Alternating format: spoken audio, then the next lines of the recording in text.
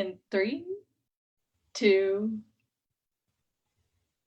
It's 1.5. live. It does great. We ready? Yes. Hit us off with it. There's that night. Our big and bright. Deep in the heart of Texas. Feeling that Texas pride today. Yes. Maybe it's loud and clear. The Lone Star State. I'm alone. There's no one here beside me. I mean, our kids and family are here, but it's a different kind of lonely. Yes. Also, let it be known, on my view, we are stacked. Oh. But I think that's because I've got us squeezed in. Yeah. Instead of anyway. Wide. Hello, everyone. Obviously, we're really good at Zoom. I think we've all gotten our certification in Zoom by now. Yes. Even if you just are an attendee. I think you get points. Yeah. Yeah. Someone's going live using Zoom, I get points. It's great. Yeah. If you set professional goals and technology is one of them, I think you get to check that box this year. Oh, for sure. I think everyone meets the technology requirements for their staff development. Yeah. I'm saying it. Please help us out because we mastered all this tech. Everyone gets all the points. So, fun fact, my birthday is in 10 days. Woo woo! I'm going to be... It's your birthday. I'm going to be this many. Gonna party like we're in quarantine. Oh, does this mean you're gonna have a parade come by my house? Because that would be great. I haven't seen any 33-year-olds get a birthday parade. So anyone out there, feel free to do a birthday parade. I like Dr. Pepper and Starbucks, Chick-fil-A. I'll toss some face out the window. That's so funny. It'll be good. So speaking of quarantine, our governor just extended, so no school in the schoolhouse for the rest of the year.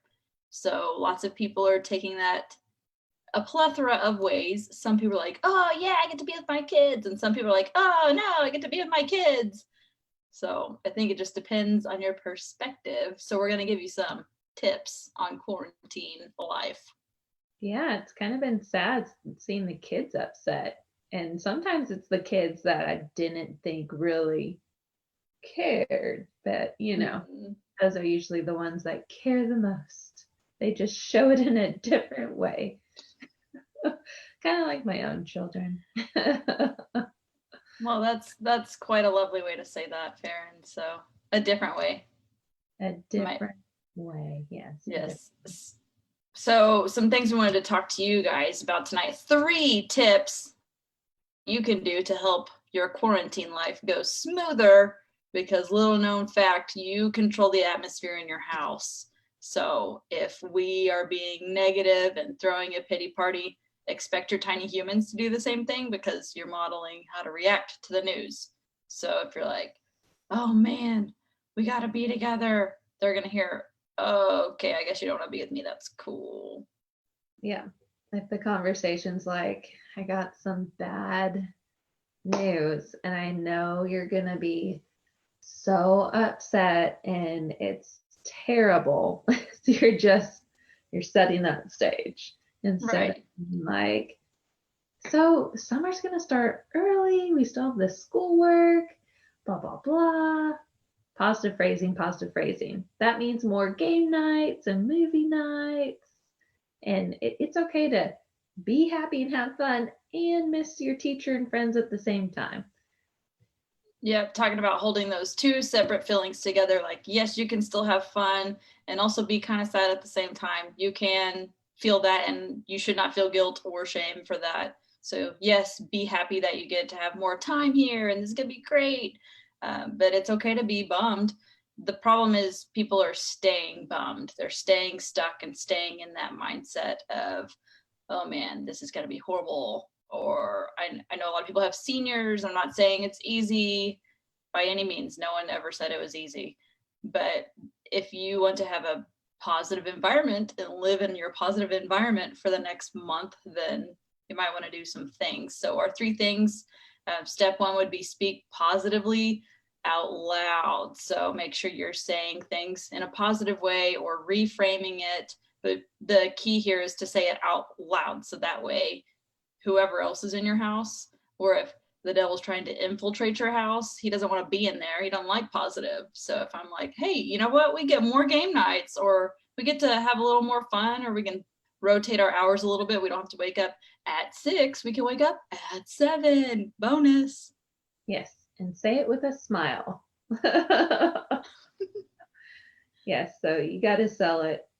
Sometimes you have to be the positive one, even when you don't feel positive. But then there's times to confide in friends or spouses.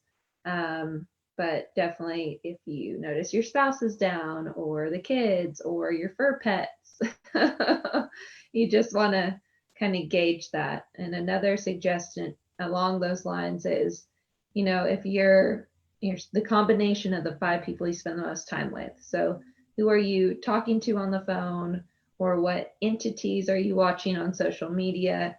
And if all that input's negative, it's not really easy to be positive. So there are a lot of positive, but not overly sickening, positive, no sense of reality people. But there are positive people out there putting out a positive message, trying to find the good. And so make sure you're feeding your spirit that as well. Again, it's hard to develop and produce positivity if you're only consuming negativity.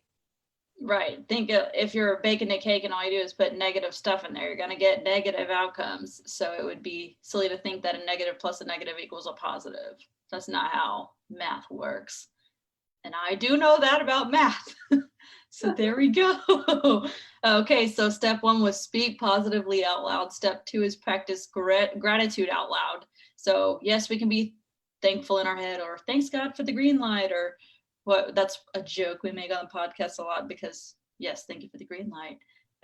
But if you aren't saying it out loud, it will be hard for your kids to know your thoughts, or to like if you're modeling that, that's going to help them. So again, you want to practice out loud being grateful. Yes, and a gratitude practice should be like oddly specific. If every day you're like, I'm glad I'm alive, thank you for my health. I mean, these are all great things to be grateful for. But what you want to do is start getting your mind to look for the little positives along the way. So, one of mine might be that I love my coffee this morning. Like it was warm. When I went to take the first sip, it was like the just right hotness. I got the coffee to creamer ratio exactly right. And so looking for those little nuances along the day trains your brain to start looking for them. So if the first day or 2 you're having trouble thinking of things that you're thankful for, then your brain will start looking for those instead of looking for the negative, because if you're going to look for it, you're going to find it. So what do you want to find? Exactly. Kid President. I don't know if you know him. He makes all those cute little YouTube videos. I don't know how old he is now, but he's like, if you don't have something nice to say, you're not thinking hard enough. And when I heard that, I was like, yeah, that is so accurate. If you can't think of one thing that you're grateful for, you're not thinking. You have to take the time and think. And if you are truly stuck, call us. We will name off about 1 million things you could be thankful for. So step 1, speak positively out loud. Step 2, gratitude out loud. Step 3, intentionally be nice out loud. So again, it's easy to pick up like your kid's plate and put it in the sink. But you can say, hey, I just wanted to pick up your plate for you and serve you like that. And then if they're like, what do you mean? If they're a little kid, they don't put the pieces together. You can say, that was nice. So what is something nice you can do for your sister or do for your brother? What's something thoughtful? So again, kids don't know to think like that until they're taught. Yeah, mine lately has been letting them get to do stuff they don't normally get to do. So, but I've been very verbal about, isn't this neat that you get to do this thing because of this situation? Because I don't want them to think like it's forever. But like, yeah, mommy normally doesn't let you do this, but sure, build a fort and sleep in it, and who cares? No one's coming to the house to see what a mess it is anyways. Isn't mommy so nice? You haven't had to clean your room in weeks. Yes, giving credit where credit is due. Oh, snaps for Farron. Well done. So we have, I don't know if y'all have those fake snowballs in Texas. It does not snow very much. Every year we pray for snow for Christmas, and I think it's happened maybe like once in my lifetime it has snowed on Christmas Day. So we have those fake snowballs, and I slowly acquire more over the course of time. Tonight we had a snowball fight for fun. Was it a terrible mess to pick up? Yes. Will we find snowballs under the couch for weeks? Also, yes. But it was one of those things where, like, oh, what's the harm it's going to do? Exercise your no only when you have to. If you can say yes, why are we not saying yes more? Yes, and just side parenting tip on that one. It's kind of like a bank account, deposits and withdrawals. So you need to, if you want to have kids very obediently obliged to your no's, then you better make sure that there's credits of yeses in the bank account. So eventually, if you hear no every time, you're never going to expect a yes. So it's like, how can I do it anyways? Mm-hmm. Yes. So Morgan, he's in sales. So I've adapted this thinking, no just means not yet. I was like, oh, I like that. I got to take that one. So sometimes I'll say that out loud. And then Sloan is like, Mom, can we have a cookie? I'm like, no. She'll be like, not yet. And walk off. I'm like, oh no, what have we taught her? So again, I like adding the yet on the end of the sentence. We talk about that in this mini series as well. So stay tuned. Okay, so again, those 3 items we talked about, just quarantine tips for the week from us to you. Speak positively, practice gratitude, be intentionally nice, doing all 3 of those out loud. And if you practice gratitude, do that in the morning, because that's how it gets your brain started for the day, looking for that. If you do it at the end of the day, you go to sleep usually, and then you got to wake up and you're not thinking about gratitude till the end of the day. So important to start your day with that. Yes, being intentional. I like that last little pro tip there, Farron. Way to go. Ding. Ding. I love it. It's never going to get old when I do this. Ding. If there's a delay, it's just the internet. It's not us. No. Okay, so this week we had episode 44, which was all about defining your dreams. And we wanted to talk about a couple of things from this episode, but make sure you just understand that we can't go into all the long minutes of what we talked about in our podcast. So hop on over episode 44. But one of the things we talked about is if you're not quite sure what dreams to chase, we have a free to you passions and giftings finder. We'll link it in the comments down here, but you can follow that little worksheet, that series of worksheets, and it's going to start pointing you in the right direction. And then we're going to talk about some goal setting 101. So in the episode, we give a ton of tips on how to set goals, how to start. And Farron, feel free to talk about the 42%. Yes. So wouldn't you like to know how to increase the odds of reaching your goal by 42%? Heck yes, sign me up. All those answers are in this podcast. You should check it out. Are we teasing it? Are we giving some of the answers?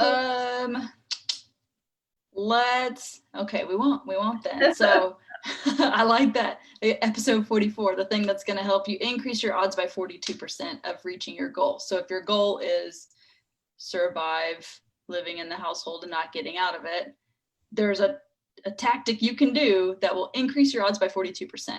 Or if you want to get a promotion whenever we get back to actually being outside of our houses, there's a thing you can do that increases your odds by 42%.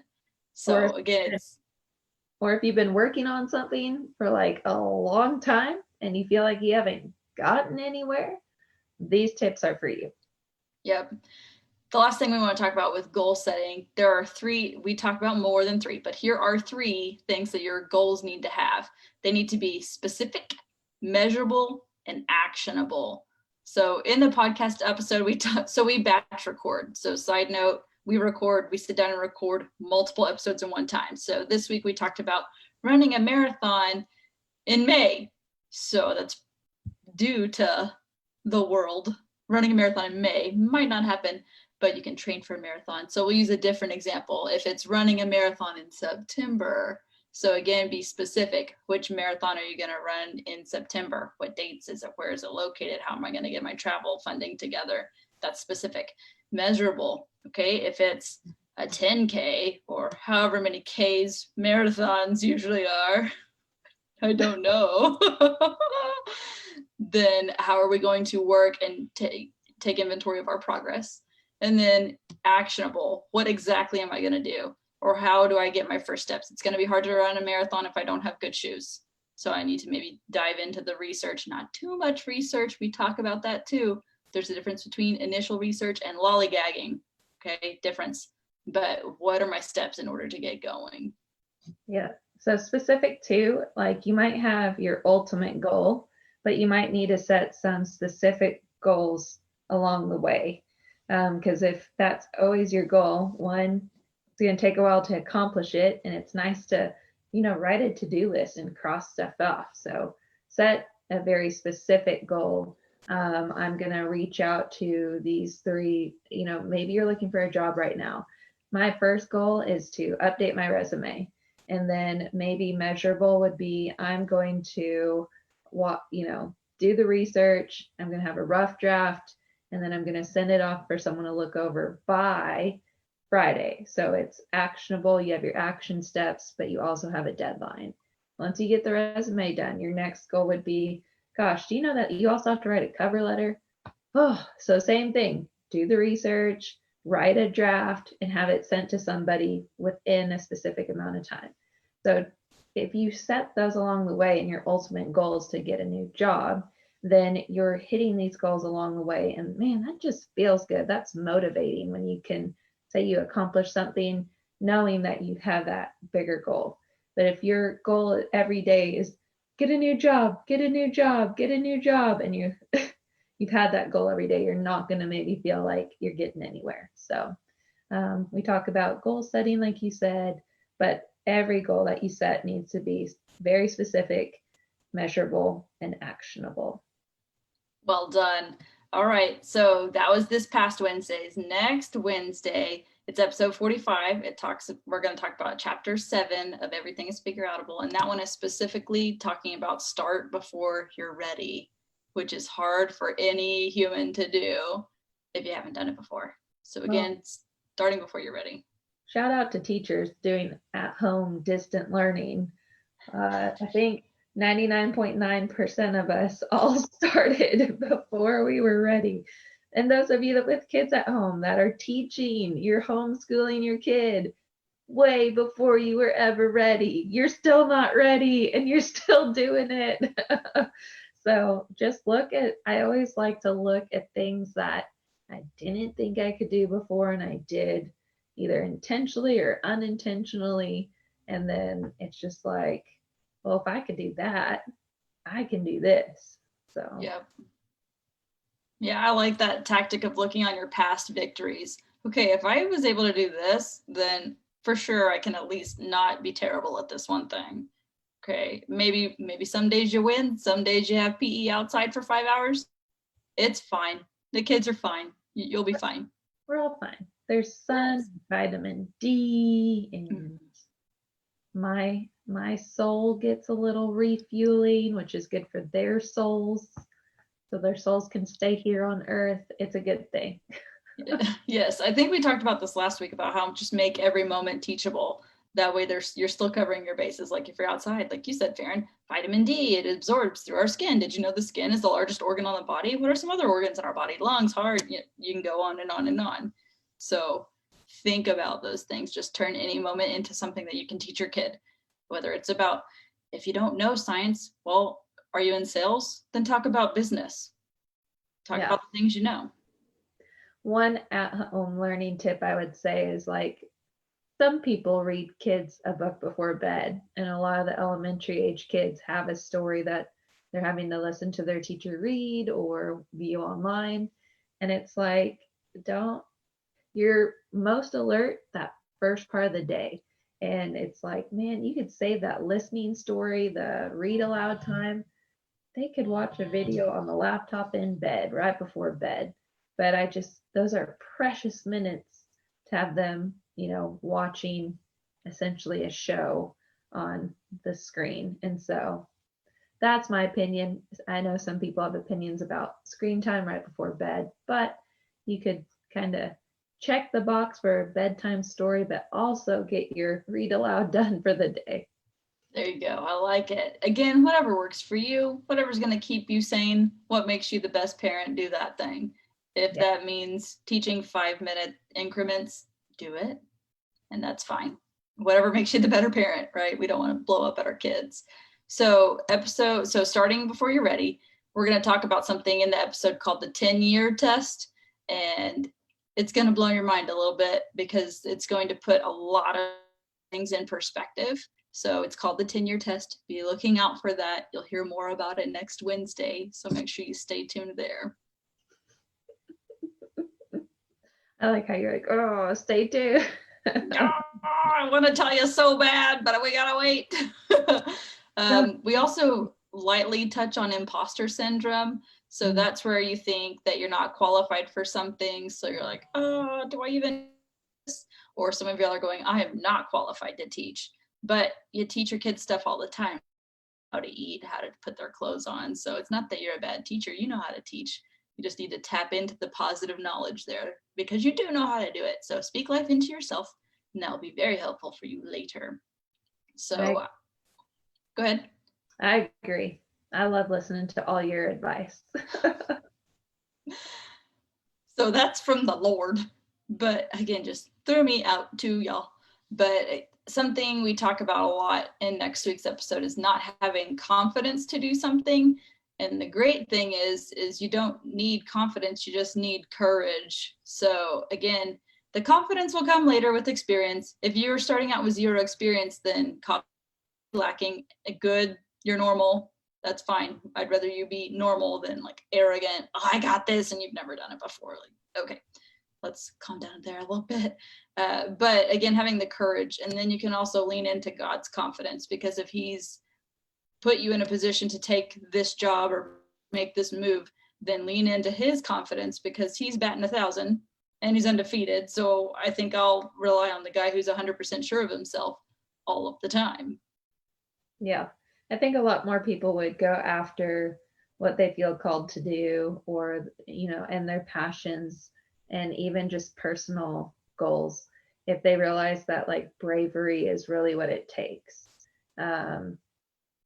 Whether that's a fear of failure, or fear of letting others down, or fear of judgment, or fear of the actual task. Maybe whatever you want to do involves speaking in front of large audiences, and that can be scary.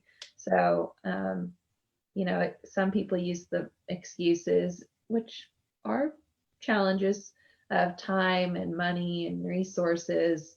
But I think at the root of a lot of that is just, not just, but it's fear.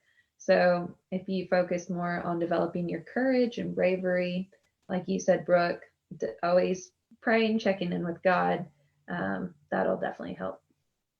I like how you also touched on, in this same mini series, we do have an episode about fear, and we do have an episode about getting rid of the excuses. So those are two separate episodes as well in the same mini series.